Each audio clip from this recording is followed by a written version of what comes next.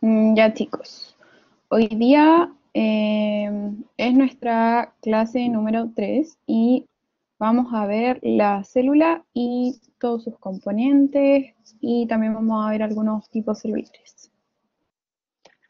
Antes que nada, recordar que un poco acerca de los niveles de organización, que todo lo que nos rodea y en general toda la ciencia está estructurada de una manera tal que va aumentando el nivel de complejidad en la medida de que el tamaño va aumentando en general.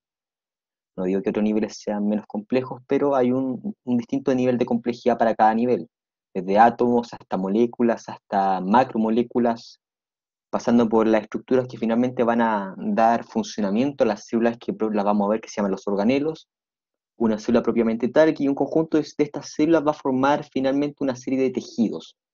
Estos tejidos se van a organizar de tal manera y diferentes tejidos van a estructurar lo que se conoce como un órgano, y un conjunto de órganos que tengan una función en común van a formar un sistema de órganos para finalmente formar un organismo.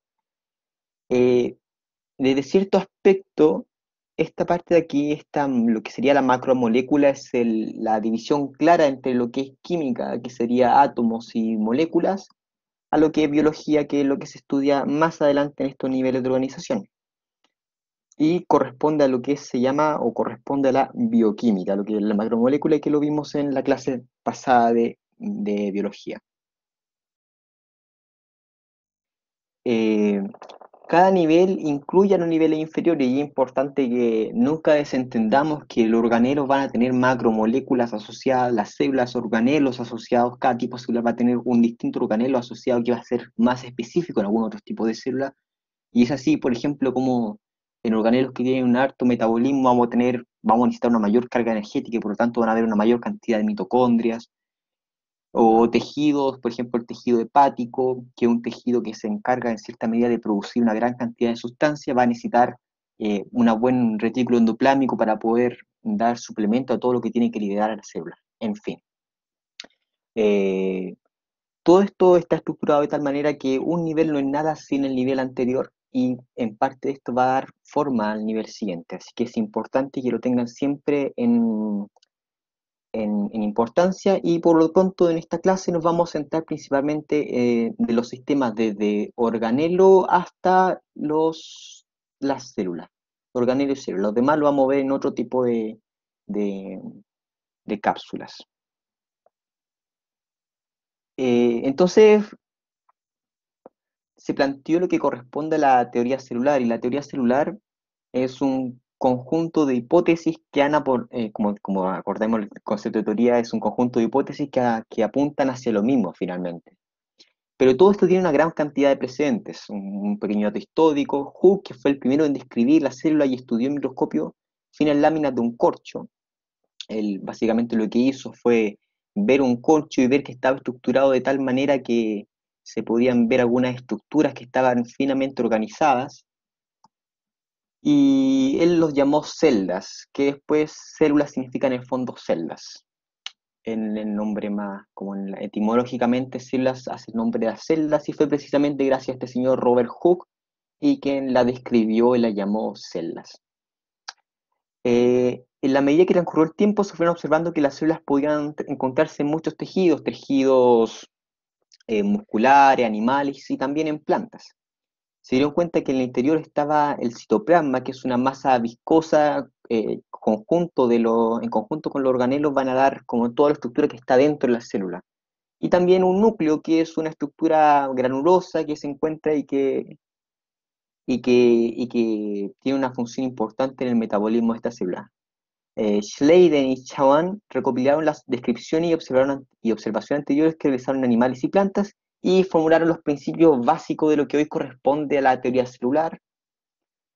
Y a partir de todas estas investigaciones anteriores, Virchow formuló que toda célula posee otra célula, es decir, que es una teoría más aceptada y que una célula por medio de una división va a formar dos células hijas y estas a su vez van a formar otras dos. Por lo tanto, a partir de esto nosotros podemos concluir que nuestras células vienen de las células que hicieron nuestros padres y a su vez los padres de nuestros padres, hasta llegar a un ancestro común, que sería la primera célula que existió en el mundo.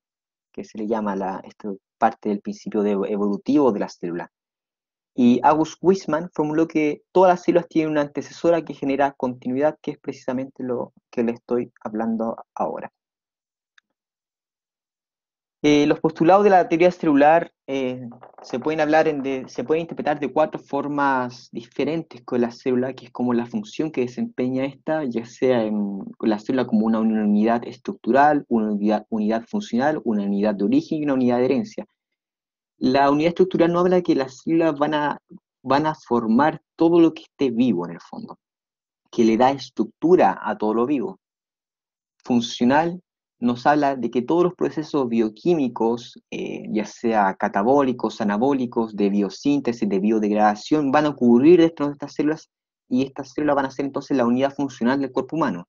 De origen, como ya anteriormente nombramos, que toda célula procede de la división de una célula anterior, y de herencia, que hay una cierta continuidad entre una célula madre y una célula hija, y que hay una unidad de herencia, una unidad en donde una célula traspasa la información que tenía la otra célula a su célula hija. De esta forma, una célula es también la unidad de herencia. Y precisamente eso podemos ver en la actualidad. Todos sabemos ya de conocimiento público, y lo veremos en clases más avanzadas, que los organismos que al final van a formar el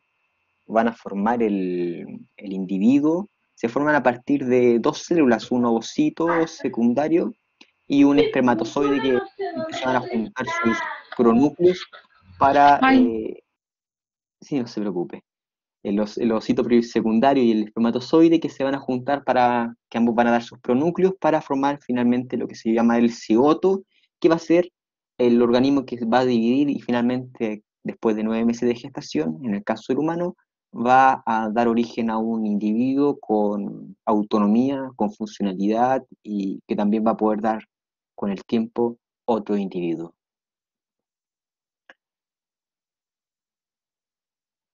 Bueno, principalmente, sí, quiero saber si se entiende hasta ahí, chicos. Si tienen alguna pregunta que no les haya quedado claro.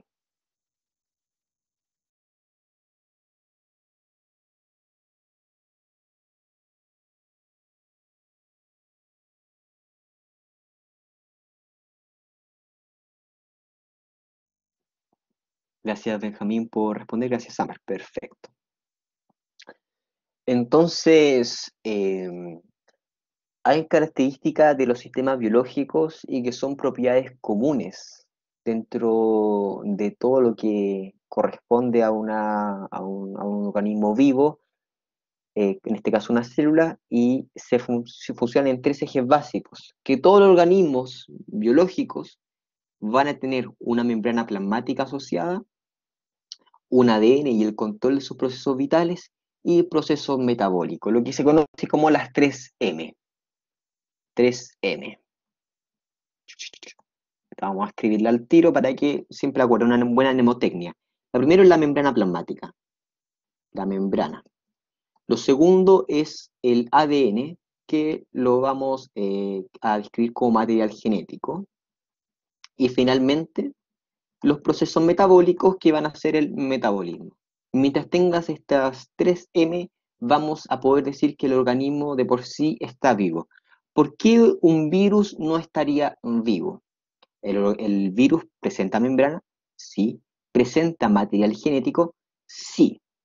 Pero hay una distinción muy clara de por qué un virus no está vivo, y es porque el virus carece del metabolismo para poder autosustentarse, y por lo tanto tiene que ocupar los procesos metabólicos, la maquinaria celular de una célula externa, para poder abastecerse y para poder reproducirse. Por lo tanto, por esa razón, un virus no está vivo. La membrana tiene una serie de características que la vamos a ver a continuación, pero por lo pronto que sepan que corresponde a un límite entre lo que está afuera de la célula y lo que está adentro de la célula.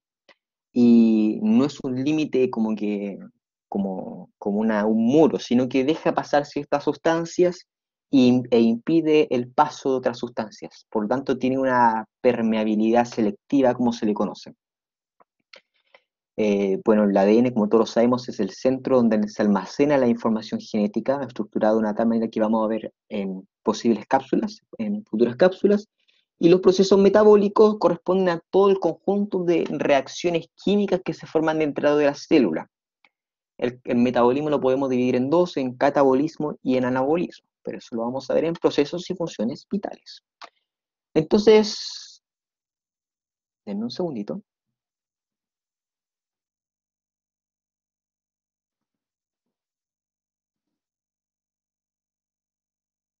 Entonces, a partir de lo siguiente, nosotros podemos tener tres clasificaciones de los seres vivos, tres grandes grupos, y esto se los va a llamar los dominios. Tenemos tres dominios, el dominio eucaria o eucariota, las arqueobacterias y eubacterias. Estos dos dominios que están acá se les conoce como procariotas o procariontes. ¿Ya? Dentro de los eucariotas o eucariontes podemos distinguir cuatro grupos que son el reino o cuatro reinos, el reino animal o animalia, el reino planta o plantalia, los protistas, protozoos, entre otros, que corresponden a un grupo específico, y los fungi, que serían en este caso los hongos. ¿Cuál es la diferencia entre arqueobacterias y eubacterias?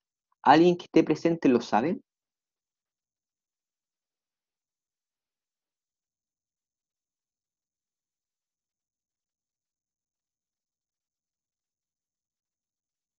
Ay, no, no se preocupe.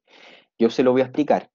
Las eubacterias son lo que nosotros comúnmente decimos bacterias. Como todas las bacterias que nos hablan en el mundo, el meningococo, bueno, distintos tipos de bacterias, son los que nosotros conocemos como comúnmente como son bacterias. Las arqueobacterias son bacterias primitivas, ¿ya? Entonces las eubacterias descienden de estas arqueobacterias, tuvieron un ancestro común, pero estas arqueobacterias son menos evolucionadas. Sin embargo, tiene una característica bastante peculiar, y es que las arqueobacterias pueden sobrevivir en ambientes extremos. Por eso se le llama que son extremófilas. Lo voy a escribir en el chat para que extremófilas. Y esta propiedad de extremófilas hace que sea posible encontrarlas de ambientes muy calurosos, por ejemplo, en el desierto, bajo el agua, en donde está la afluencia de grandes corrientes de magma y otras cosas, hasta lugares muy fríos, como en la Antártica, hasta lugares con un pH demasiado ácido, otros con un pH demasiado básico, entre otras cosas. Las que sobreviven en ambientes demasiado calientes, como dato, para que lo sepan, se les llama termófilas. Termófilas. Así. ¿Con todo claro hasta ahora, chicos? ¿Les quedó clara la diferencia entre los distintos dominios? Perfecto. Vamos con la siguiente. Entonces, características de los seres vivos. A mí todavía no. Dele a eso. Por supuesto. Entonces tenemos tres grandes dominios, la verdad es que son dos al final. Yo lo describo siempre como dos, aunque esto depende de la interpretación de la gente. Por un lado tenemos los eucariotas, que son estos de aquí, y por otro lado los procariotas, que corresponden a este grupo de acá, el que estoy encerrando en un circulito. Este de acá son los procariotas. ¿Ya? Eh, Ahora, algo importante que agregar en esto. Los eucariotas se dividen en cuatro grandes reinos. Por un lado tenemos el reino planta, el reino animal, el reino planta. Por ejemplo, imaginemos un arbolito. No es el árbol más bonito que he hecho en mi vida. Todas las plantas van a estar compuestas por células que procedan de este reino. Los animales, en cambio, proceden del reino animalia. Entonces, todas las células de nuestro organismo son del reino animal y no tenemos ninguna célula vegetal o de planta dentro de nuestro organismo. El reino protista se le puede llamar reino plantae, del latín plantae, perdón, o también vegetal. Pero en fin, se le puede dominar de diferentes maneras según el profesor a cargo. Por otro lado, tenemos los protistas, que son organismos unicelulares. Por ejemplo, las amebas que son células que están presentes en el agua, por ejemplo, son organismos unicelulares que viven solos. No necesitan estar acompañados de otras células, como por ejemplo los animales o las plantas, o los fungi, que son en este caso los hongos. Y finalmente los fungi, vamos a hacer el dibujo del honguito de nuevo.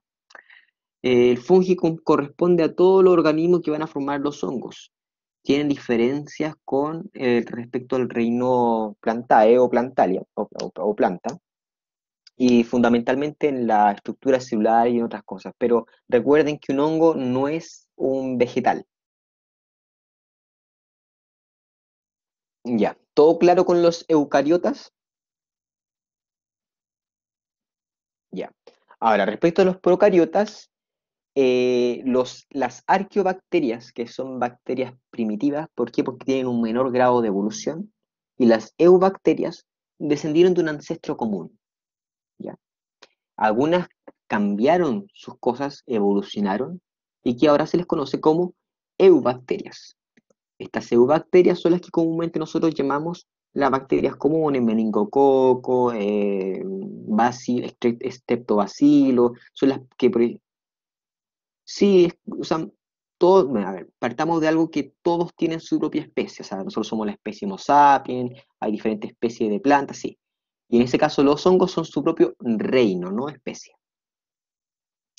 Es archeobacteria, se pronuncia en latín archeo, pero bueno, sí, lo pueden encontrar también así, se puede encontrar así, con una K, arqueobacteria.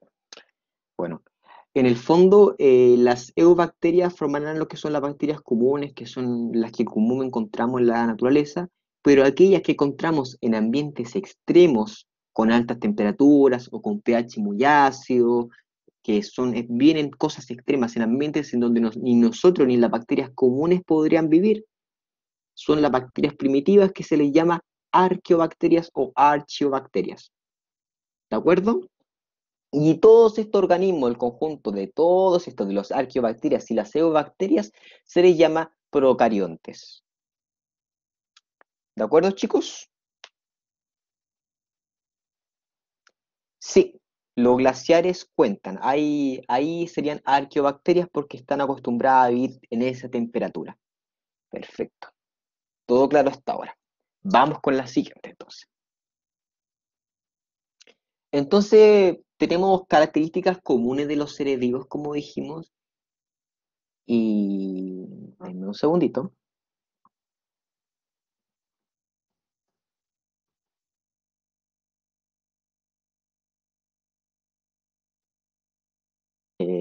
Ya, entonces estas características comunes son lo que nosotros llamamos el metabolismo, que fue una de las tres M's que yo les recordé que tenían.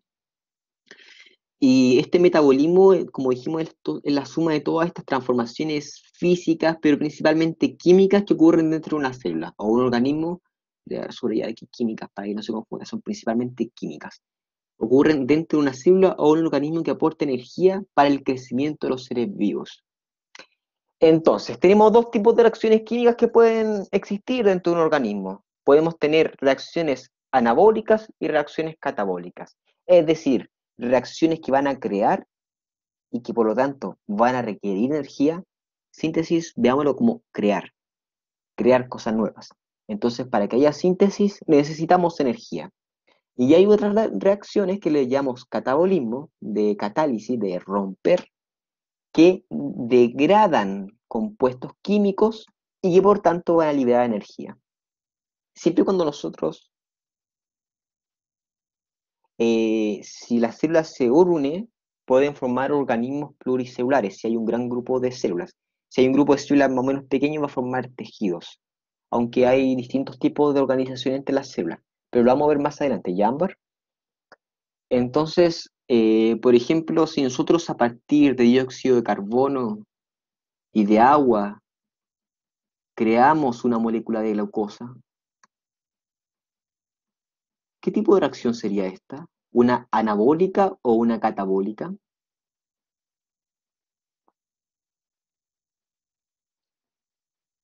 Exactamente, Ámbar, es una reacción anabólica, porque nosotros a partir de compuestos simples creamos una estructura molecular con mucho más átomos asociados y por lo tanto se llama un proceso anabólico, creamos, ¿ya?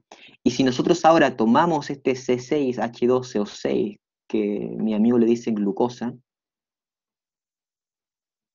y por medio de esto nosotros a través de diferentes compuestos lo transformamos en CO2 y agua.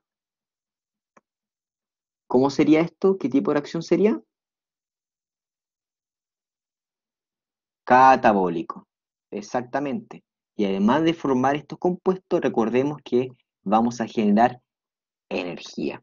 Y eso es la diferencia entre anabolismo y catabolismo. Si juntamos todo el catabolismo y el anabolismo, va a formar el metabolismo. ¿Sí, Valentina? Ya, Benja, es que quería agregar algo. Que esto, cuando yo me lo aprendí, la forma como más simple de recordar cuál es cuál y no confundirlo es como aprenderse esa primera parte. Por ejemplo, es Ana y Cata.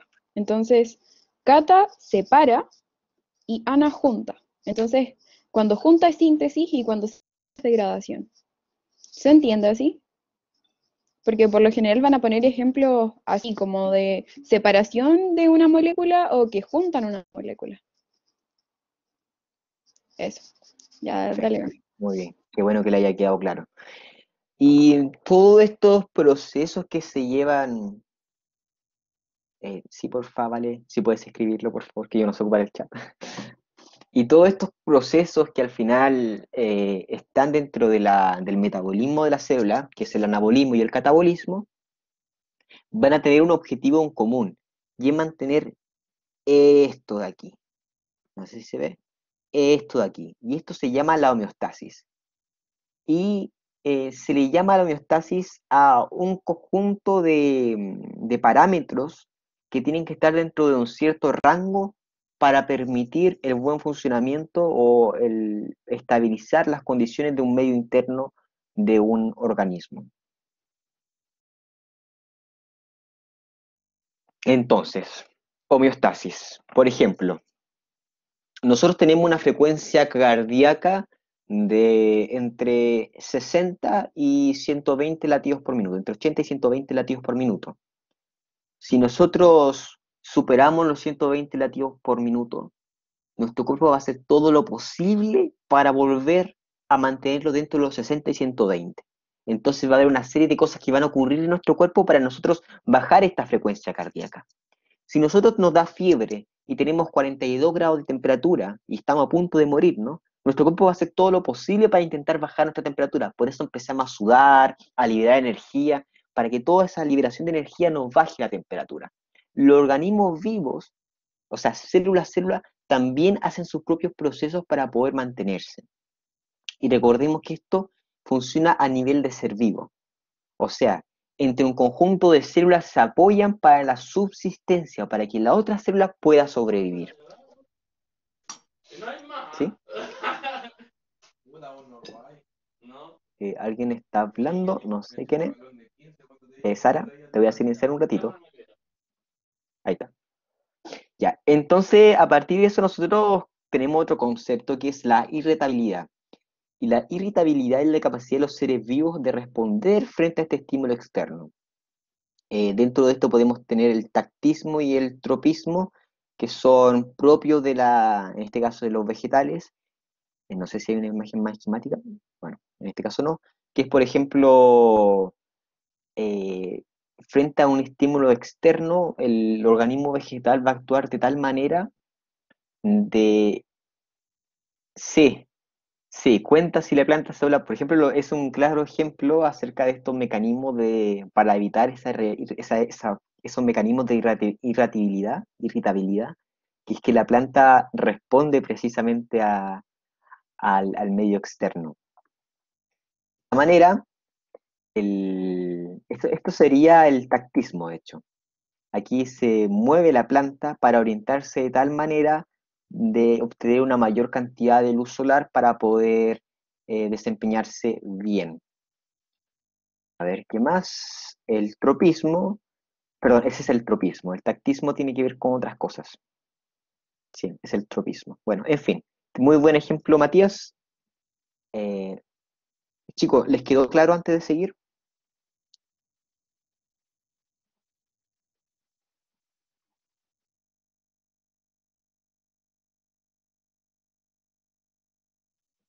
A ver, a ver, a ver. No, profe. Dígame, Ámbar, ¿qué sucede? No entendí la irritabilidad y la homeostasis porque se me salió. Ah, ya, perfecto, perfecto. Entonces, le repito, Ámbar. La homeostasis es la mantención de las variables de un organismo, del medio interno de un organismo. O sea, nosotros tratamos de mantener estas variables dentro del medio interno en un rango determinado, ya sea con la temperatura, con la frecuencia respiratoria, entre muchos otros tipos de variables. Si nosotros nos da taquicardia o nos da fiebre o, o politermia, o sea, hipertermia, como se le conoce, nuestro organismo va a estar enfocado en disminuir la temperatura de nuestro organismo para poder mantenerla en un rango estable, que el organismo está en alrededor de los 36, 37 grados. Si nosotros tenemos 40 grados de fiebre, lo ideal sería nosotros liberar energía para volver a este rango entre estas dos variables.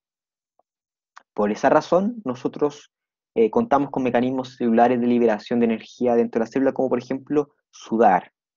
En el caso contrario, si nosotros tuviéramos menor temperatura, por ejemplo 35 grados, 34 grados, entraríamos en una condición de hipotermia. Y para eso el organismo tiene condiciones de generación de energía.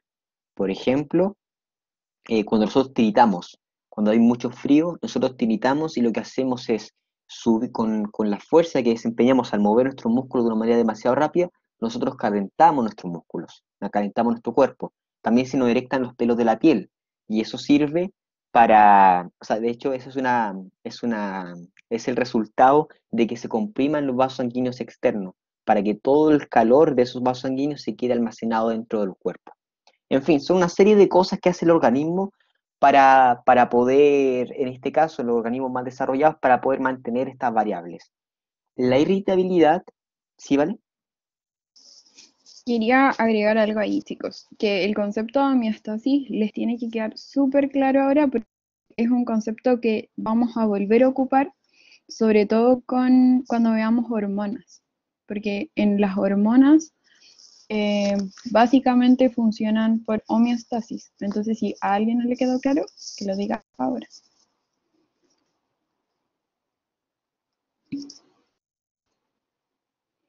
Josefa. Ya.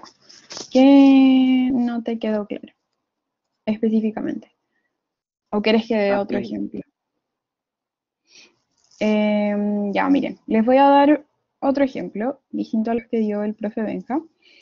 Pero, no sé, imagínense que ustedes están corriendo.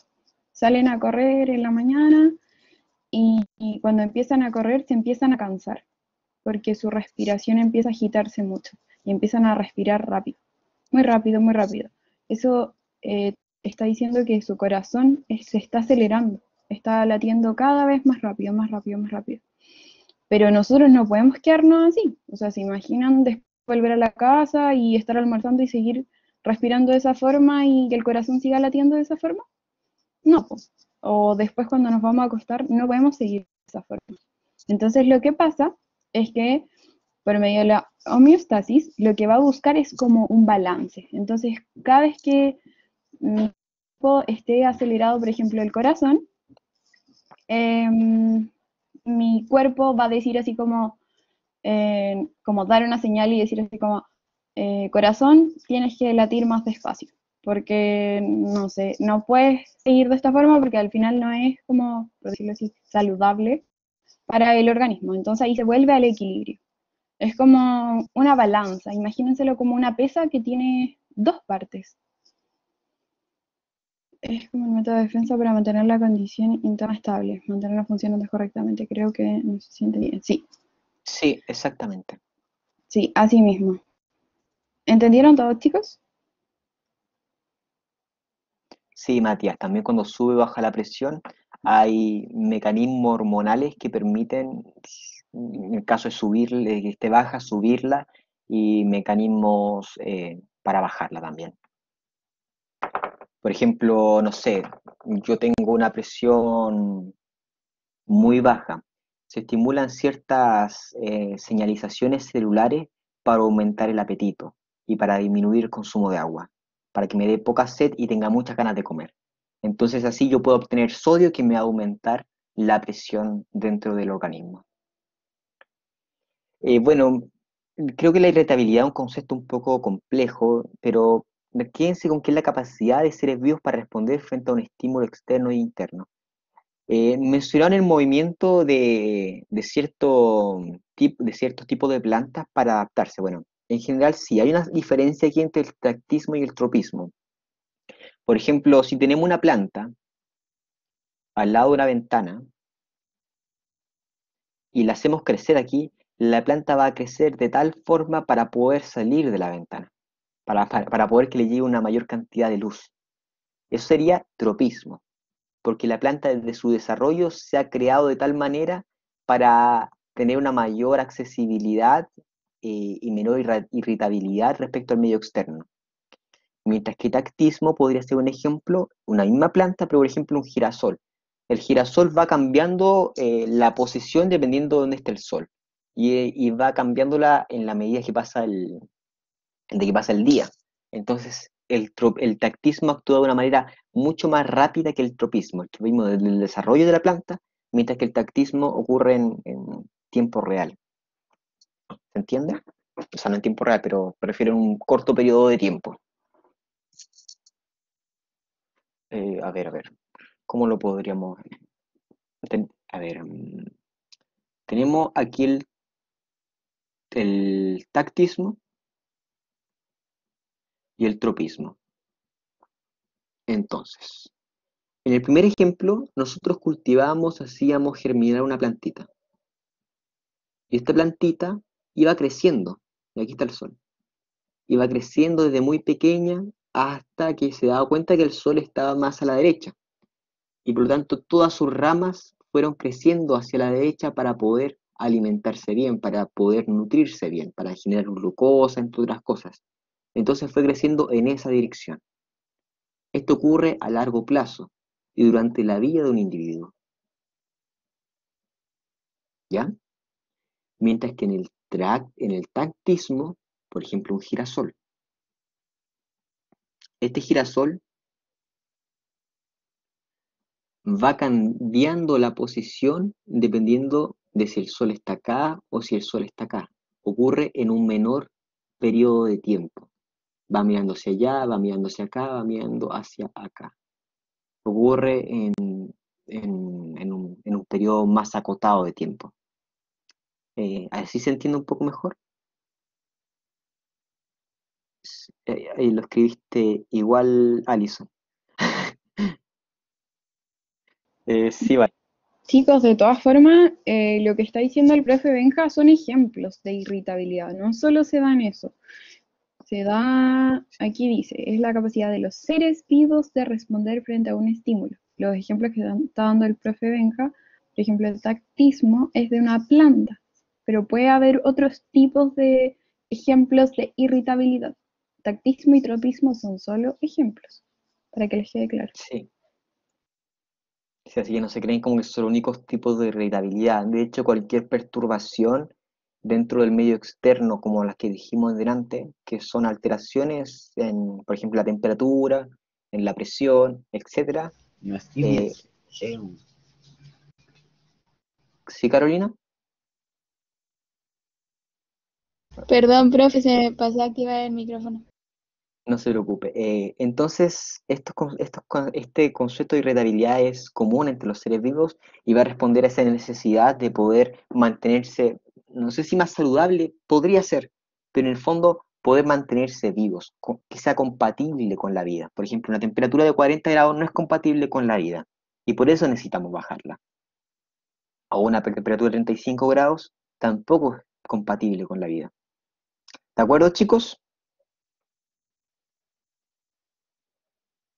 Ya, vamos con la siguiente.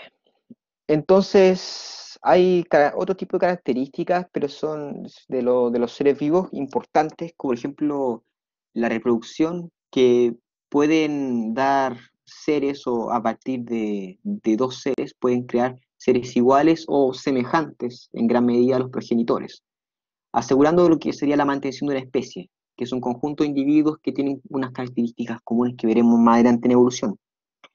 El crecimiento es otra característica común y corresponde al aumento del tamaño del organismo. Y esto es común en todos los tipos de organismos porque todos partimos de una pequeña célula que en el fondo va a ir creciendo, madurando hasta formar un organismo vivo. E incluso en el caso de organismos unicelulares, los organismos unicelulares, se divide un organismo unicelular y forma dos organismos unicelulares, también va a tener que aumentar su tamaño. Entonces, todos los organismos crecen. No hay ninguno que se mantenga. Claro, por supuesto, si un organismo no tiene las condiciones para crecer, no lo va a hacer. Pero en general, la tendencia dice que cualquier organismo que tiene una condición donde se pueda asegurar su crecimiento, nutrientes, exposición a otro tipo de sustancias, va a crecer. Exactamente. Uno nace, crece, se reproduce y muere. La muerte también es parte del desarrollo de la vida, de hecho, incluso. Y bueno, aquí está el desarrollo, que es la adquisición de nuevas características que experimentan el organismo de la fecundación a la vejez, que es básicamente la vida del organismo, pero estos organismos también se adaptan. En el caso hay distintos tipos de adaptación. La adaptación evolutiva no ocurre a nivel de un organismo, ocurre a nivel de una población. Eso es importante que lo tengan claro desde ya. La población es la que va a evolucionar. El organismo de por sí solo no va a evolucionar, pero la población sí. Esto es lo que se conoce como la selección natural o el periodo evolutivo. También en el caso de un organismo puede haber una evolución fisiológica o estructural. El organismo se adapta tomando ciertas como aptitudes, tanto sociales como fisiológicas, para poder adaptarse al medio, para poder sobrevivir en el medio. Eso lo vamos a ver muy bien a detalle en medicina, en medicina evolutiva, en evolución.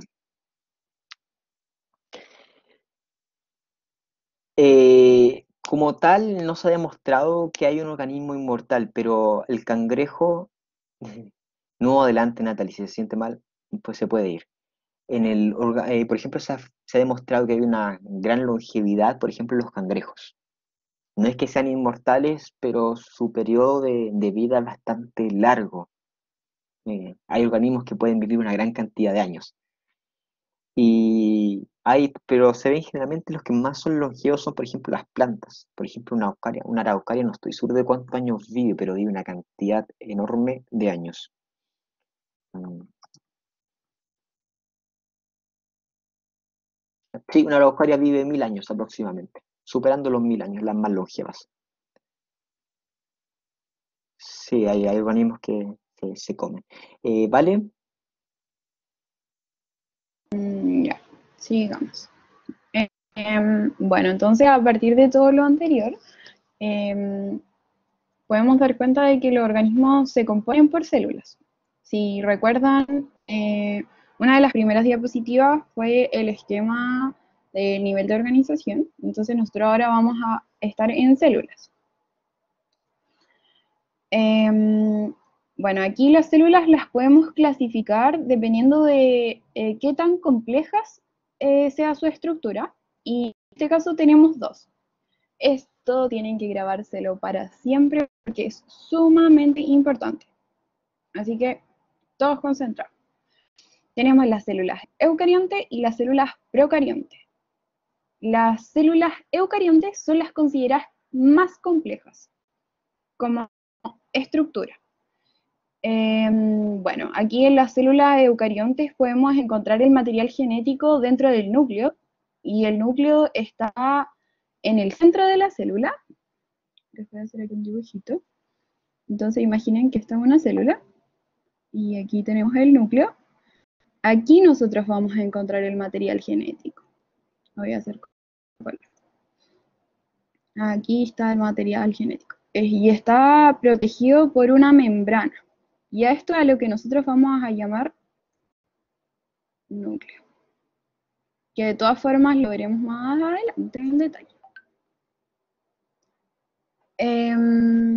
Bueno, en esta célula podemos encontrar... Sí, adelante Matías, va a retirarse. Bueno, en esta célula podemos encontrar mayor grado de compartimentalización en el citoplasma. O sea, nosotros acá tenemos, no sé si recuerdan, pero tenemos la membrana plasmática. Aquí está, todo esto es el citoplasma.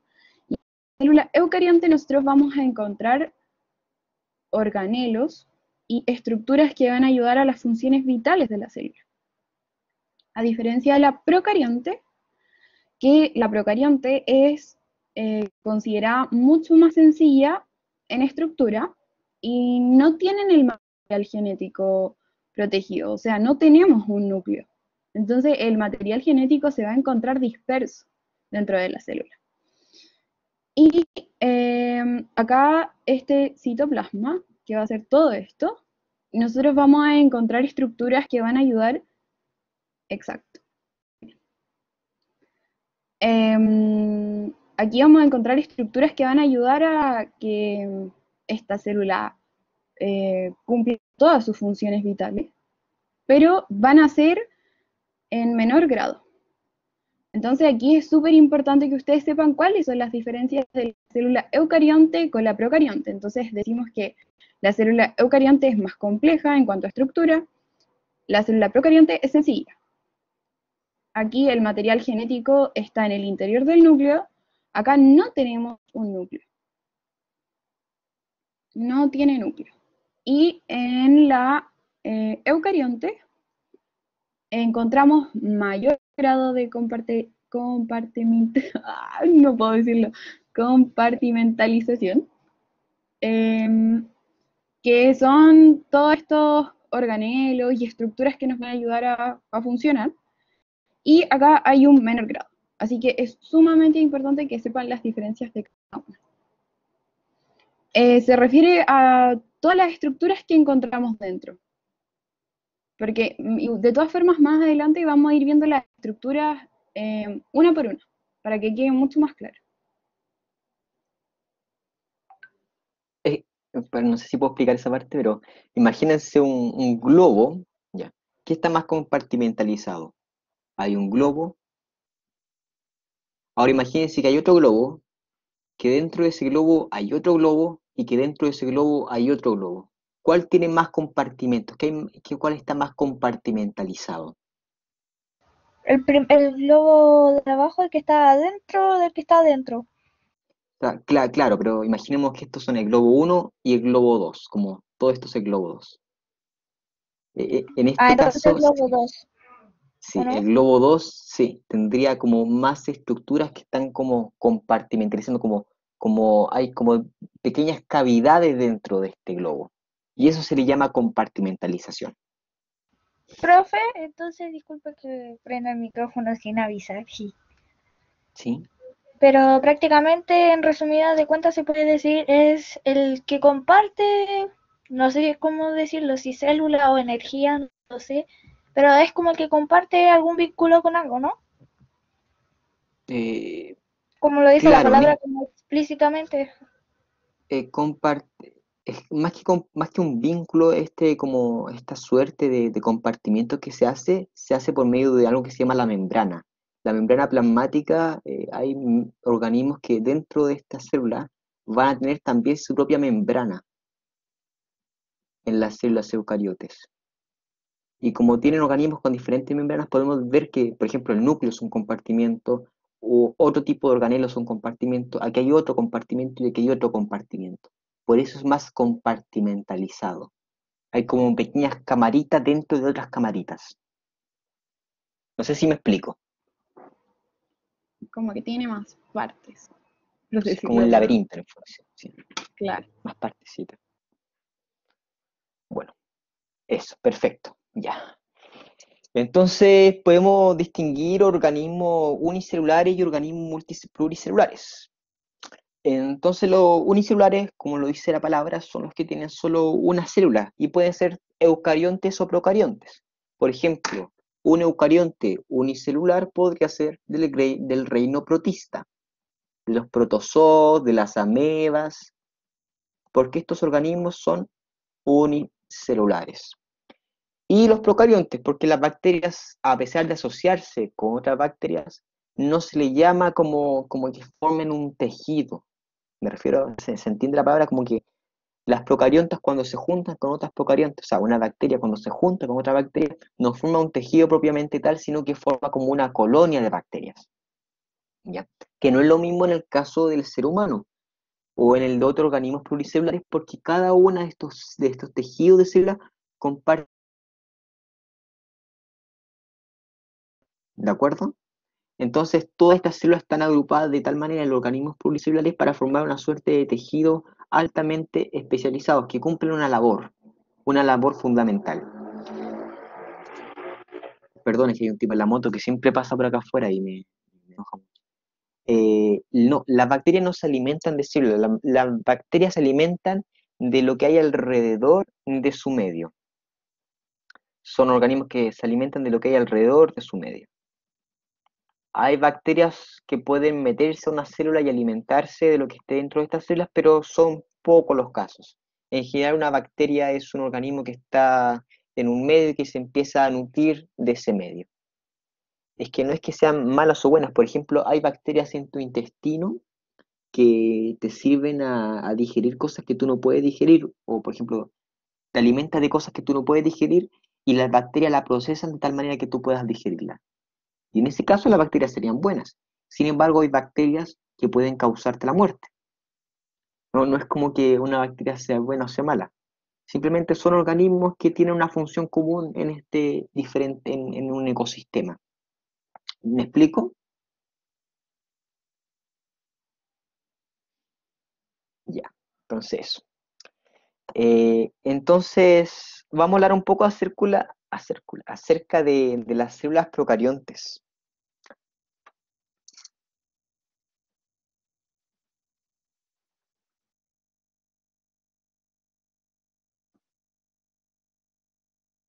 Eh, Bueno, como dijimos anteriormente, estas células procariontes están organizadas de tal manera que forman...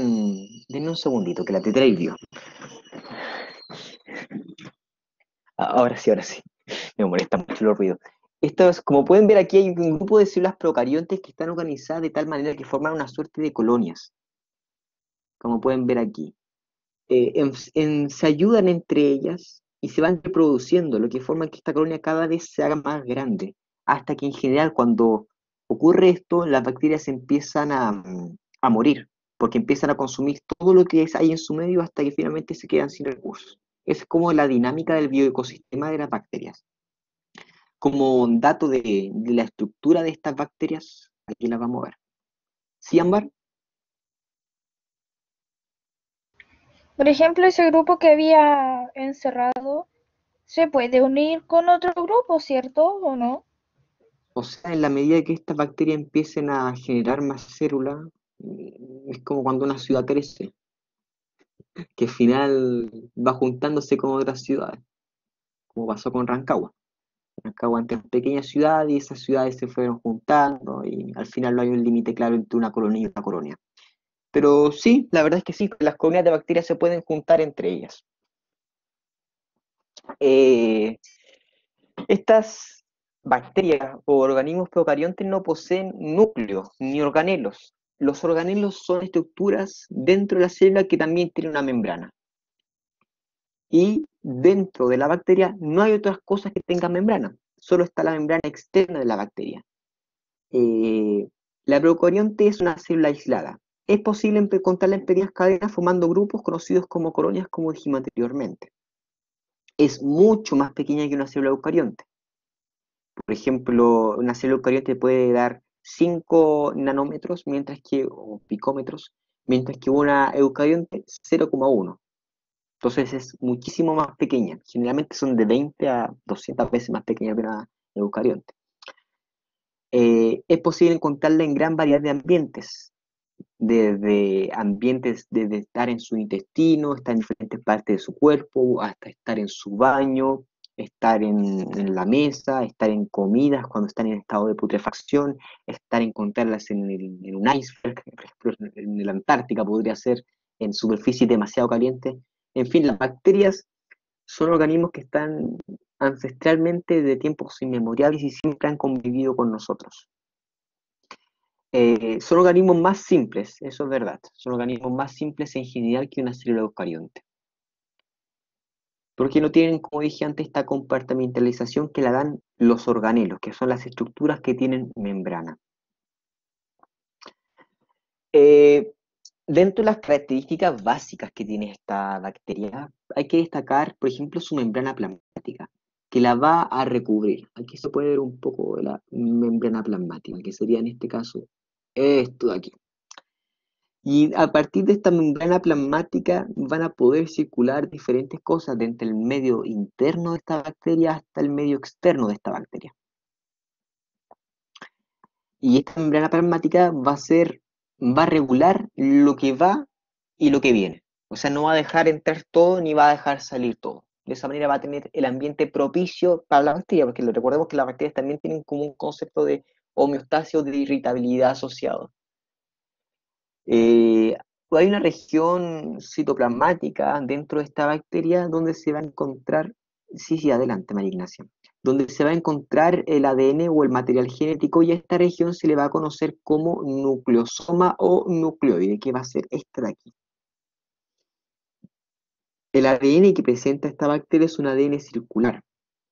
Es decir, ¿recuerdan esta cadena del ADN que... Ay, perdón, la dibujé horrible.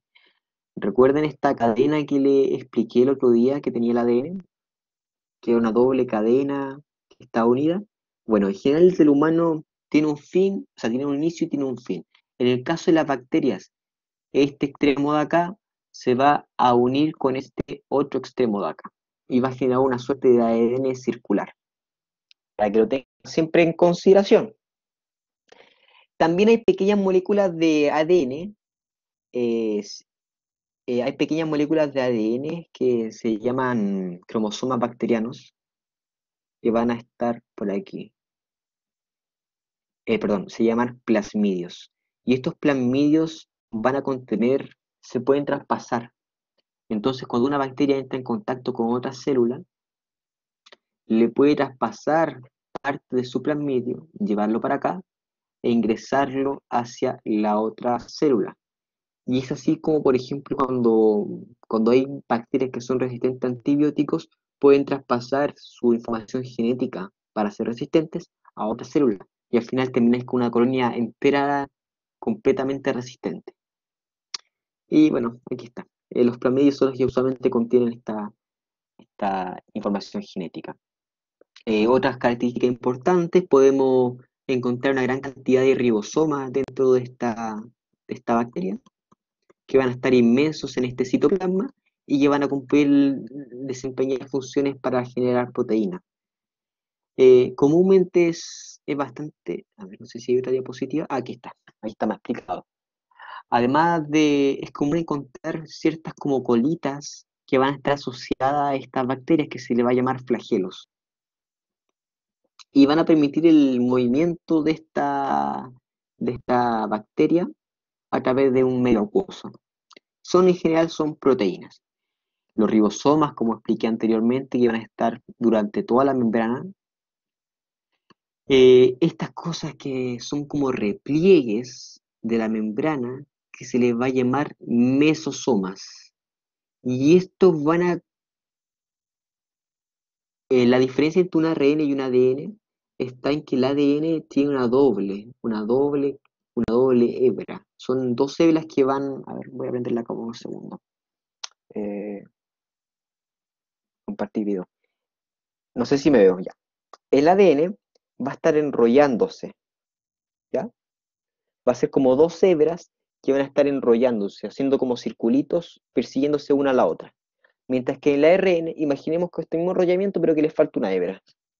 Entonces solo nos va a quedar esa molécula de ARN que va a ser como así. Solo va a quedar esa parte de ahí. ¿Me entienden? Y bueno, siempre va a haber ARN asociado a esto. Respecto al mesosoma, el mesosoma cumple una función de liberación energética en la división celular de esta bacteria. Liberación de energía y también la división celular. Las laminillas, que son otra estructura que aquí no podemos dilucidar bien, porque en este caso este tipo de células no las tiene, son inconstantes y estas contienen clorofila. O sea, hay bacterias que también pueden hacer fotosíntesis. Y estas bacterias se les conoce como cianobacterias. Son un tipo de bacterias específicas que pueden hacer fotosíntesis y que dice la teoría endosimbiótica que, bueno, una bacteria que sí podía hacer fotosíntesis se metió dentro de una célula y esta célula al final dio origen a las células vegetales. ¿Sí, Valentina?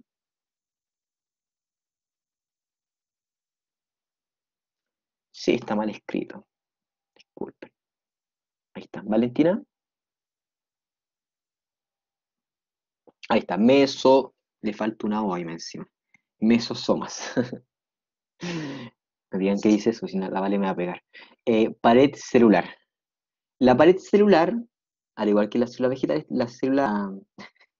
las bacterias también van a tener una pared celular asociada, que va a ser este recubrimiento de acá, y que va a estar formado por una sustancia que se llama peptidoglicano, que es un tipo de polisacárido, como vimos en la clase de macromoléculas, que le va a dar una rigidez, porque la membrana es bastante flexible, pero el hecho de tener una pared celular pegada a la membrana va a hacer que esta como que quede como estática. De esa manera la bacteria no se rompe ni le pasa nada. Casi se me cae el celular. Y finalmente tenemos la cápsula, que va a ser una, perdón, aquí está. Esta es la pared celular. Y finalmente hay otra estructura por fuera, que también va a estar formada de polisacáridos, la voy a dibujar en rojo, ¿no? Para que se haga la diferencia, que va a ser la cápsula. Y esta cápsula no es esencial para la vida celular y por tanto es inconstante. Hay bacterias que tienen esta cápsula y otras que no. Pero la pared celular sí, la tienen todas las bacterias. Bueno, esta cápsula es un polisacárido, igual que el peptidoglicano, y evita que la bacteria se seque. Le da protección y en general no es esencial para la vida. Recuerden que está hecha de polisacárido, la pared celular de otro polisacárido llamado peptidoglicano. Y bueno, las laminillas tienen clorofila y los mesosomas tienen la función de liberación energética. Los flagelos permiten el movimiento y los ribosomas generación de proteínas. Ah, el ribosoma es un tipo de ARN con proteínas. Ojo con eso, que lo vamos a ver más adelante. Y sirve para el ensamblaje de aminoácidos y la formación de proteínas. Voy a apagar la cámara. Ya, células eucariontes. Y aquí entramos en lo que ya sería nuestras queridas células eucariontes. Ya chicos, aquí tenemos como un mini mapa conceptual como para que no se enreden. Entonces ahora lo que nosotros vamos a ver son las estructuras celulares y vamos a ver de dos tipos, las que son membranosas y las que no son membranosas. Y las membranosas son las que llamamos organelos. Y podemos encontrar algunas con membrana simple y otras con membrana doble. Entonces, con membrana doble son todas estas que tenemos aquí, que son el núcleo, mitocondria, cloroplasto. Después tenemos aquí mismo los organelos, pero que tienen una membrana simple. Y aquí podemos encontrar todos estos que están aquí. El retículo endoplasmático rugoso, el retículo endoplasmático liso, los lisosomas, los peroxisomas, la vacuola y los cilios y flagelos. Por otro lado, tenemos estructuras celulares que son no membranosas, o sea, que no tienen membrana. Y aquí tenemos los ribosomas, el citoesqueleto, los centriolos y el cuerpo basal.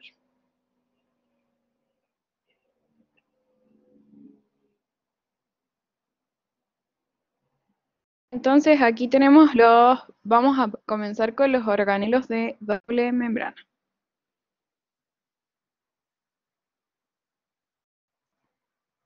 ¿Pincho? Sí, supongo que me toca a mí.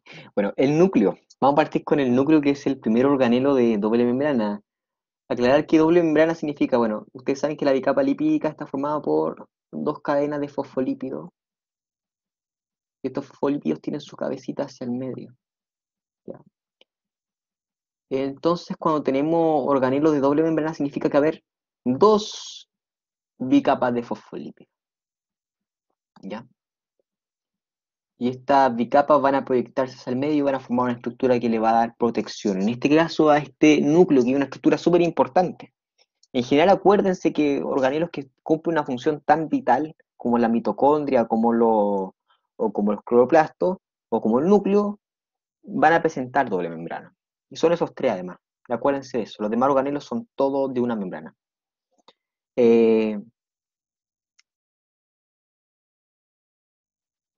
Dentro de este núcleo se almacena y se expresa el RN mensajero y el ADN. Podemos distinguir una diferente estructura asociada a ello. En primer lugar, vamos a tener un nucleolo. Este nucleolo va a estar formado por ADN y va a ser una condensación del ADN que va a estar formada por regiones que van a codificar los ARN, porque los ARN no se hacen solos. Entonces, para crear un ARN ribosomal, que es un tipo especial de ARN que nos va a dar los ribosomas, todo este ADN va a...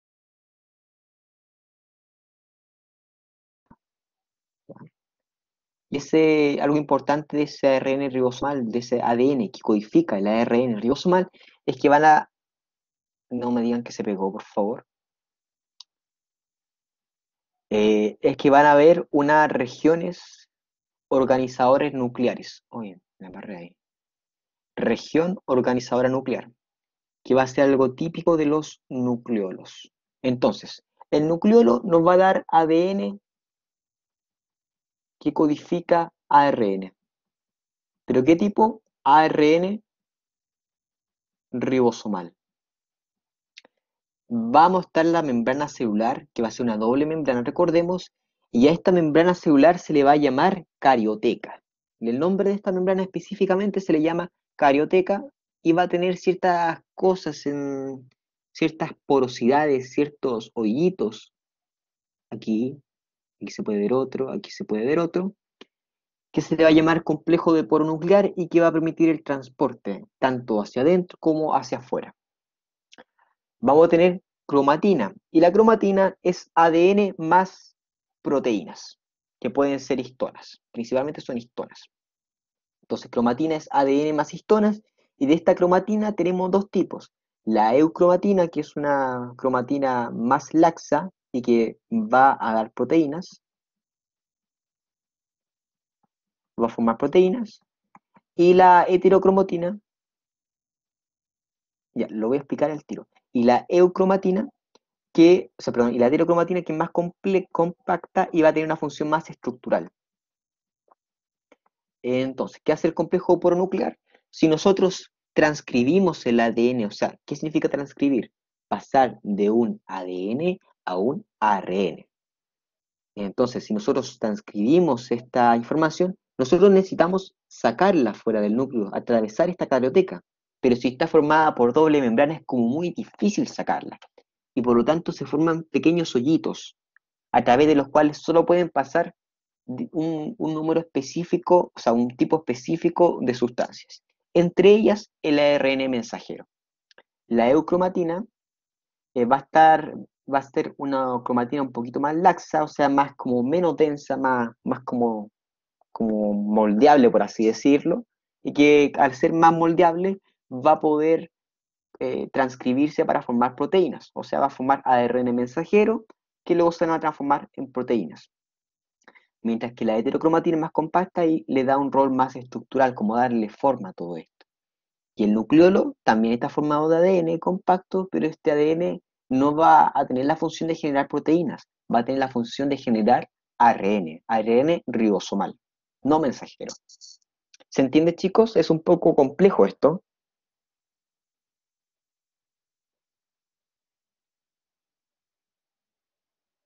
¿Aló? Más o menos. Nada, está fácil. Ya, sí, es un poco complejo. A ver, voy a buscar mi cargador. Un segundito.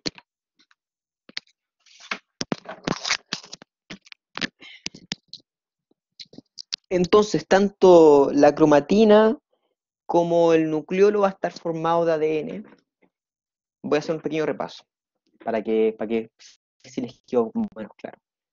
El nucleolo y la cromatina va a estar formado de ADN. ¿Ya? Sí, lo vamos a explicar enseguida. El nucleolo y la cromatina va a estar formado de ADN. El caso del nucleolo, el ADN va a codificar ARN ribosomal. La R que está aquí, que no parece tanto R, significa ribosoma. La cromatina va a ser ADN, pero más un número de proteínas, que en este caso se van a llamar histonas, que son las proteínas que van a estar alrededor de este ADN para darle una suerte de hacerlo más compacto, hacerlo más plegadito. Y dentro de esta cromatina podemos distinguir dos tipos de cromatina, la eucromatina y la heterocromatina. La eucromatina es una cromatina más delgada, más laxa, y nos va a permitir formar ARN mensajero, con una M en vez de una R, y este nos va a formar proteínas. Mientras que la heterocromatina, en general, es más compacta y va a cumplir un rol estructural. Y ese rol estructural va a permitir tener secuencias que van a permitir, como por ejemplo, aumentar el número de transcripción, aumentar la transcripción de ciertos genes, entre otras cosas. En fin. ¿Eso está ahí claro, chicos? Chicos, por ejemplo, cuando ustedes ven los cromosomas, se supone que son como así, pero en realidad no son así. Los cromosomas están así. Tienen, aquí les estoy haciendo un dibujito. Así, está como compacto. Esta compactación es como la heterocromatina. Sí. A eso se Y refiere con esta, compacto. y esta compactación va a estar dada por las histonas. Las histonas, cuando se pongan de cierta manera, van a hacer que el ADN sí. Es que la cariolinfa es el concepto más fácil de explicar. Pero bueno, en la histona van a hacer que esta se compacte y le va a dar como una mayor densidad, va a hacer que más se apriete. La cariolinfa es como el líquido o el plasma, que sería como el equivalente del citosol, que el citosol, recuerden que es el líquido que está en la célula, pero este va a estar en el núcleo y va a tener una composición diferente al del resto de la célula. Y va a estar hecho de tal manera que va a tener la función de la mantención de la cromatina y también su conformación. Más que nada como un líquido, como una especie de gelatina en la que está inmerso todo este núcleo. Sí, sí, gel. Yo le digo bueno, la estructura en general no. Bueno, y eso. ¿Les quedó claro? Jalea. Sí. Acuérdense que es como una jalea. Bueno, siguiendo con esto, vamos a tener otro tipo de organelo de doble membrana al que vamos a llamar la mitocondria. Y esta mitocondria podemos ver la membrana aquí mismo. La vamos a estudiar en mayor profundidad cuando veamos respiración celular, pero quédense con esto. Aquí va a estar la membrana. Recuerden que son dos membranas. Aquí está la membrana externa y aquí está la membrana interna. ¿Ya? El espacio que está entre estas dos membranas se llama espacio intermembrana. Parece un poco obvio, pero no se puede. Intermembrana, espacio intermembrana. Al igual que en los procariontes, va a haber un tipo de ARN, o sea, de ADN que va a estar inmerso aquí. Recuerden, la mitocondria también tiene ADN. Eso es importante que lo sepan.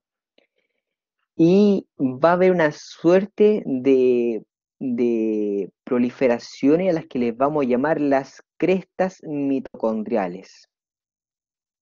Una crestita aquí, y estas crestas van a tener una forma tal de que van a aumentar la superficie con el espacio intermembrana, porque Si fuera todo así como un círculo, si fuera así como todo un círculo, no habría tanta superficie entre la membrana interna y el espacio intermembrana, pero hacer como prolongaciones hacia adentro permite que aumente la superficie de contacto, ¿de acuerdo? Eh, la función de la mitocondria es crear, oxidar moléculas. Oxidar significa como, es un proceso, como, ¿cómo decirlo? Un proceso catabólico, como lo explicamos anteriormente, que para crear, va a oxidar estas moléculas de glucosa para crear otro tipo de moléculas. Y estas moléculas van a conferir algo que se llama poder reductor. Y este poder reductor, más adelante, no, tranquilo, no se vayan por las ramas, pero este poder reductor va a ser utilizado más adelante como energía química. Y esta energía química va a crear un flujo de protones de las moléculas, y a partir de este flujo de protones es como vamos a crear un gradiente electroquímico que nos va a permitir la formación de ATP. Tranquilo, no se empiecen a quejar aún. Vamos a verlo con un poquito de detalle, no tanto como lo vamos a ver en respiración celular, pero lo vamos a ver con un poquito de detalle. Entonces, ¿qué pasa? Aquí tenemos la misma cantidad de hidrógeno o protones, se le pueden decir de las dos maneras, hidrógeno e hidrógeno. Entonces, con estas moléculas que nosotros creamos con la glucosa, nosotros vamos a decir que este hidrógeno se vaya solo para un lado de la membrana. Entonces, después vamos a tener una membrana de la siguiente manera. Una membrana que solo va a tener protones a un lado. Estos protones no pueden atravesar la membrana, solo la pueden hacer por medio de unas proteínas, ¿ya? Entonces van a quedar ahí aislados. Entonces, eh, ¿qué pasa? Es como cuando nosotros tenemos un globo muy inflado. ¿Qué pasa cuando tenemos un globo muy inflado y abrimos un poquito? Todo el aire intenta escapar. Entonces, ¿qué hacemos con esto? Nosotros ocupamos como un tipo de hélice, hacemos que haya un hoyito aquí en la membrana y todos los protones van a querer ir por acá. Y por medio de esto, de esta energía que se va a generar, que aquí en el traspaso de todos los protones, vamos a hacer que empiece a girar como una suerte de bomba, así como una hélice, y esta hélice nos va a permitir la formación de ATP. En términos muy resumidos, chicos, lo vamos a ver en mayor profundidad y sí. Pero quédense con eso. Formamos que solo los protones estén a un lado de la membrana. Luego nosotros abrimos o permitimos el paso y luego en todos los protones que al entrar vamos a ocuparlos como energía. Es como por ejemplo la hidroeléctrica. La hidroeléctrica lo que hace es ocupar la energía del agua para que vaya girando una hélice. Cuando gira esta hélice forma energía. O también las centrales eólicas hacen que gire una hélice con el viento. Aquí la diferencia es que nosotros en vez de ocupar agua o viento, ocupamos protones y generamos ATP, que va a ser otra forma de energía. En la célula, recordemos que las células procariontes son células que no tienen organelos. Entonces, por lo tanto, no, las células procariontes no tienen mitocondrias. Pero hay procariontes que pueden ocupar un mecanismo muy parecido a este. O sea, no es igual, es bastante distinto de hecho, pero básicamente funciona con un principio de generación de una corriente. Eh, no, bueno, como dijimos antes, las mitocondrias, las procariontes no tienen mitocondria. Y todo se hace con esta función. Nosotros creamos con glucosa, que sería C6H12O6, más oxígeno, vamos a hacer 6 moléculas de dióxido de carbono. Por eso cuando nosotros respiramos oxígeno, después botamos dióxido de carbono, más 6 moléculas de agua, y faltó algo aquí fundamental, que es más, más moléculas de ATP. Y estas moléculas de ATP las vamos a ocupar para todo. Es como la moneda de cambio de la célula y nos va a servir para hacer reacciones químicas, para que las proteínas funcionen, para hacer de todo dentro de la célula. ¿De acuerdo, chicos? Díganme que sí, por favor. O díganme que no, pero díganme algo.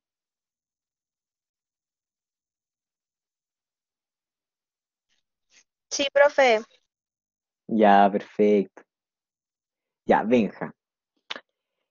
Lo voy a explicar una pequeña vez, pero recordemos que esto todavía no es fundamental hasta que nosotros veamos respiración celular. Imaginen una membrana, ¿ya? Recordemos que por medio de la glucosa nosotros tuvimos una molécula especial y esta molécula especial nos permitía cambiar de lugar ciertas moléculas. Entonces tenemos protones aquí y protones acá, ¿ya? Solo dibujé uno acá al lado para hacerlo, no de dibujar 20 protones, pero imaginemos que hay hartos protones acá, a un lado de la membrana, y hay hartos protones al otro lado. Por medio de la molécula que nosotros creamos, nosotros cambiamos las condiciones de manera que empezamos a tirar los protones para otro lado. Y aquí hay muchos protones. Entonces, por un lado, aquí tenemos una carga positiva, y las cargas positivas recordemos que se repelen. Y por otro lado, hay un gran número de protones, como por ejemplo que todos estuviéramos en la misma habitación. Si nosotros 44 personas estuviéramos en una habitación de 4x4, estaríamos unas sofocados y todos querríamos salir. Si nosotros hacemos una puerta, vamos a intentar salir todo a la vez, porque son así las cosas, la gente funciona así y también las moléculas. Entonces al intentar salir todos, va con una turbina que está aquí, va a empezar a girar. Esta turbina va a permitir que se forme ATP. Lo voy a explicar con mayor detalle cuando veamos respiración celular. Pero quiero que les quede claro el proceso mediante el cual se hace. ¿Se entiende?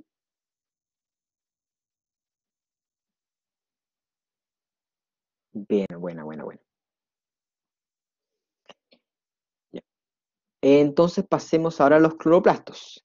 Los cloroplastos, al igual que las mitocondrias, lo vamos a ver más en fotosíntesis, pero aquí, al igual que las mitocondrias, tienen un espacio, tienen dos membranas, una membrana interna, una membrana externa, tienen un espacio intermembrana también, aquí se puede evidenciar el espacio intermembrana, tienen una serie de cositas que se les va a llamar eh, tilacoides, que son estas pequeñas como moneditas que van a estar acumuladas de esto. Dentro de estas tilacoides van a haber moléculas de clorofila. Y esa molécula de clorofila, la vamos a ver más adelante, van a servir para la generación de energía. Energía eléctrica que nosotros vamos a ocupar para la generación de ATP. De glucosa, perdón. De glucosa. Cuando muchos tilacoides se organizan, como cuando nosotros apilamos una moneda encima de otra, van a formar estos gránulos o granas, como se les conoce, que va a ser un conjunto de tilacoides. Y estos conjuntos de tilacoides van a estar unidos entre sí por esto que están aquí, que son uniones del estroma, uniones interestromales, y el estroma en general va a ser este espacio que va a estar aquí, que va a estar entre granas y granas. Entonces, ¿cuál es la función de esto? Generar recursos, en este caso glucosa, a través de dos cositas, de dióxido de carbono y de agua. El proceso inverso a la respiración celular, si se fijan. ¿Ya? Y se ocupa también aquí energía. ¿Pero qué tipo de energía? Energía solar. Y todo esto se le va a llamar fotosíntesis. Lo vamos a ver en mayor detalle en las siguientes clases. Vamos, chicos. Entonces, vamos a ver ahora los organelos de... Bueno, se supone que esta venía primero que la anterior, pero bueno. Los organelos de una membrana. Y los organelos de una membrana, cuando tienen una membrana, los vamos a ver a continuación. El primero son los retículos endoplásmicos. Y tenemos de dos tipos. Tenemos los retículos endoplásmicos o endoplasmáticos liso o REL y el rugoso o RER. ¿Ya? Hay diferencias. Por ejemplo, estructuralmente, esto de aquí sería retículo endoplásmico o endoplasmático rugoso, y este de aquí que está en la periferia sería liso. ¿Por qué? Si se fijan, esto está más en forma de círculos. Vamos a hacer un primer acercamiento, sí. Mientras que el otro está más en forma como de pequeñas láminas que están aplanadas. Además de eso, el retículo endoplasmático rugoso va a tener esta estructura de aquí que van a estar pegadas a sus membranas que se les va a llamar ribosomas, que ya hemos visto muchas veces que son importantes. Respecto a la función, es importante recalcar ciertas cositas. El liso va a tener una función de síntesis de lípidos, de fosfolípidos y de esteroides. ¿Ya? Va a tener detoxificación, una función de detoxificar las toxinas. Por lo tanto, en un órgano como por ejemplo el hígado, que se encarga harto de detoxificar, va a haber una gran presencia de retículo endoplasmático liso. En células musculares se le va a llamar de una manera distinta y se va a llamar retículo sarcoplásmico. Y este va a tener la función de almacenar calcio, pero no cualquier calcio, el catión de calcio, calcio más 2. ¿Ya? En cambio, el retículo endoplasmático rugoso se encarga de la síntesis de proteínas para la secreción. ¿Ya? Y va a tener la función de glicosilar estas proteínas, o sea, ponerle glicosilar. Recuérdense que glico viene de azúcar y glicosilar entonces sería ponerle azúcar. Entonces son proteínas unidas con una molécula de azúcar. Proteínas con azúcar. Y también va a glicosilar lípidos. ¿Y qué significa glicosilar lípidos? Ponerle azúcares a lípidos. Y también tiene una importante función junto con el endoplasmico liso de la fabricación de membranas. Recordemos que las membranas están formadas de fosfolípidos y estos fosfolípidos van a migrar al retículo endoplasmático rugoso para que después este retículo endoplasmático rugoso lo lleve hacia la formación de membranas. ¿Está claro, chicos? Son funciones bastante distintas. Ya. En honor al tiempo, chicos, vamos a terminar la clase hasta aquí. Me gustaría saber si alguien tiene alguna duda para poder ayudarlo ahora.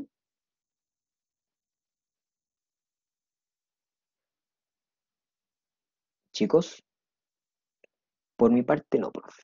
A ver, todo bien, profe. Gracias, Sofía. Por mí no, no, profe. Ya, perfecto. Recuerden que cualquier duda me pueden inscribir o escribir en el grupo y yo la voy a responder con gusto.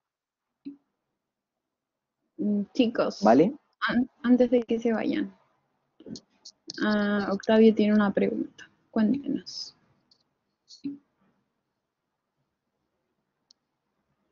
Ya.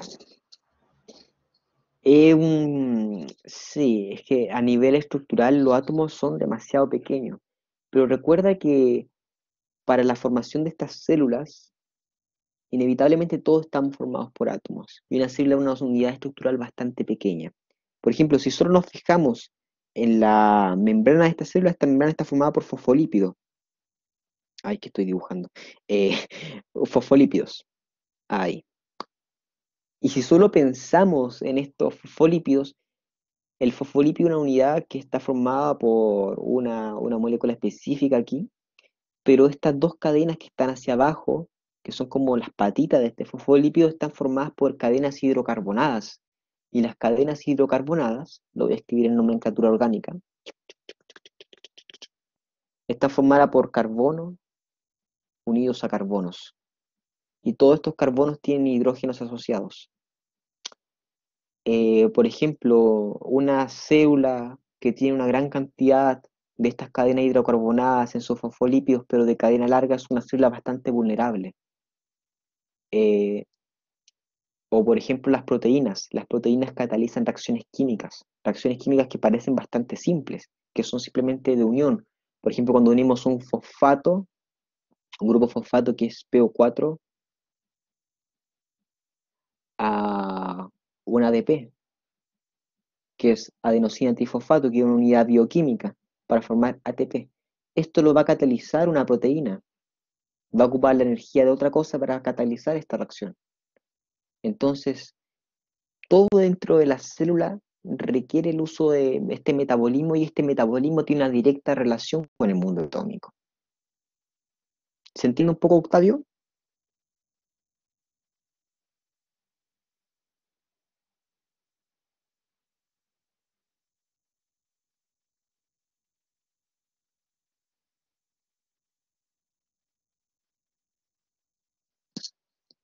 ¿Aló? A ver, ¿qué otro ejemplo puedo tomar? Eh, ya estamos hablando del mundo atómico, entonces voy a borrar todo esto. Inevitablemente el metabolismo comprende lo que son reacciones químicas.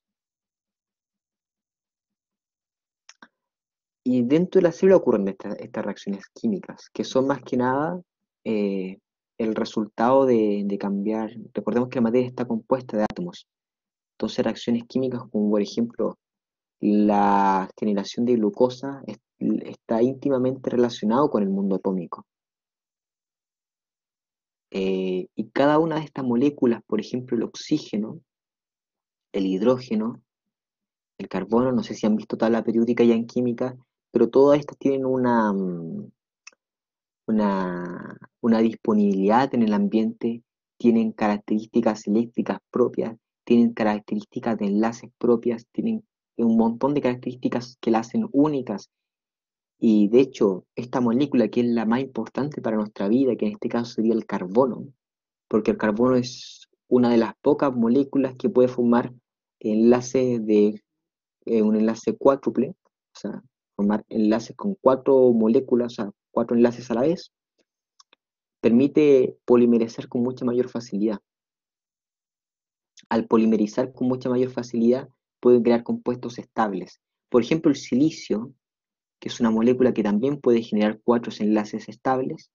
O sea, no son tan estables porque el silicio tiene un tamaño atómico mayor, lo que hace que los enlaces que va a formar el silicio sean de menor calibre y sean menos estables, a diferencia del carbono. Entonces, lo importante, o sea, como las características del mundo atómico repercuten en cómo fue creada la vida. Y precisamente es porque esta vida se basa en cómo están estructuradas estas cuatro moléculas principales, que son, o sea, estos cuatro átomos principales, que son el carbono y el hidrógeno y el oxígeno. Las proteínas, otro ejemplo importante. La estructura de las proteínas están estabilizadas por cargas eléctricas que están en directa relación con el mundo atómico, cargas positivas y cargas negativas que tienen los aminoácidos. Y estas cargas a nivel como molecular le va a dar una forma específica a la proteína. O por ejemplo los puentes disulfuro que están formados por dos azufres, moléculas importantes, que también le van a dar estabilidad a la proteína. En fin, son todas características que parecían del mundo atómico, pero que repercuten enormemente en cómo está concebida la vida y cómo funciona la vida. A eso se refiere con que eh, la, el nivel celular como que toma el nivel atómico. Y eso es algo súper importante, sobre todo en la biomedicina actual, cuando vemos bioquímica, que seguramente si toman el área de la salud, lo van a tener que ver un curso de bioquímica sí o sí. Ya, de nada, Octavio. Bueno, chicos, ¿alguien más tiene alguna duda? ¿Hable ahora o calle para la próxima clase? Igual Ya, avanzamos. sí. Ya, Ya, muchas chicos. gracias, chicos. Antes de que se vayan, bueno, Voy a decirles tener la que grabación. ya.